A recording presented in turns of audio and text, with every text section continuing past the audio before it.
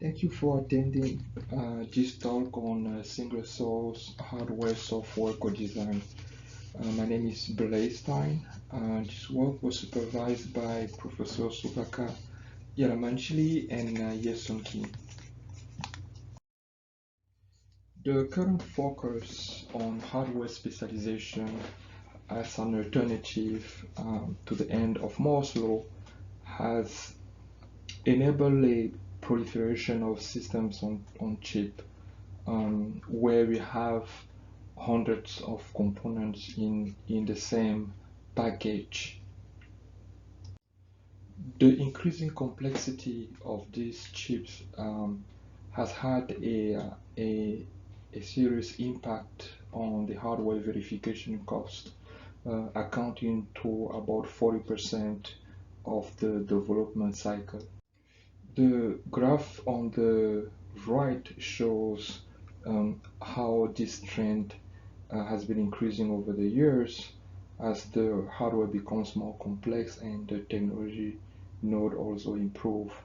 Um, this verification cost is impacted by the large number of components on the SoC and also the heterogeneity, but also by the complexity of the interconnects between them.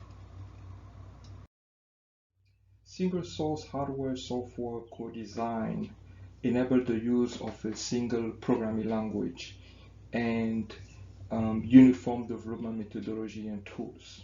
There's also the sharing between the host and the accelerator, and this trend has been observed with mainstream parallel APIs like CUDA, OpenSSC, and SYCL. And it is fair to claim that single source is likely the future of heterogeneous programming. When it comes to hardware, single source hardware software enable co-design, co-verification, and co-simulation of hardware blocks. It also allows the merging of the level of abstractions. There is also the sharing of the development process. The diagram on the top right shows the traditional hardware development process with a strong separation between the functional and RGL modeling. At the bottom, we have the single source development process where functional and RGL modeling happens at the application space. And this allows the RGL verification to directly consume input data coming from the application. In this mode, only hardware synthesis happens at the hardware layer. The cache single source design methodology implements 5 stages. In the first one, we do the design specification where we have shared data structure and configuration file. In the next stage, that's where we can do functional modeling using C++. This is also where it is possible to implement direct software debugging. In the third stage, this is where cycle level modeling can happen, again using C++. Some applications here include design space exploration.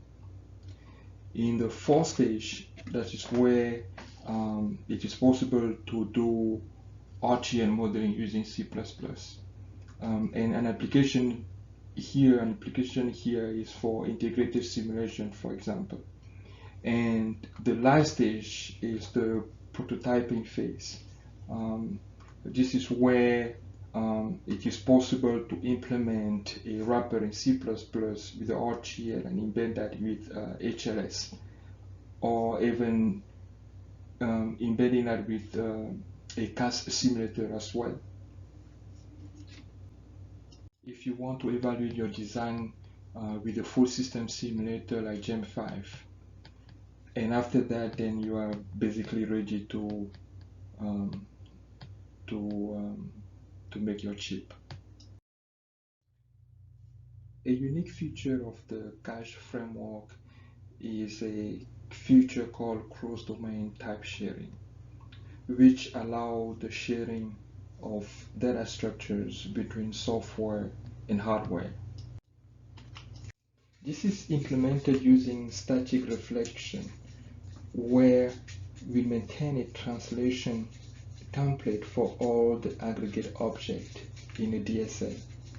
This aggregate includes enums, structures, unions, and vectors.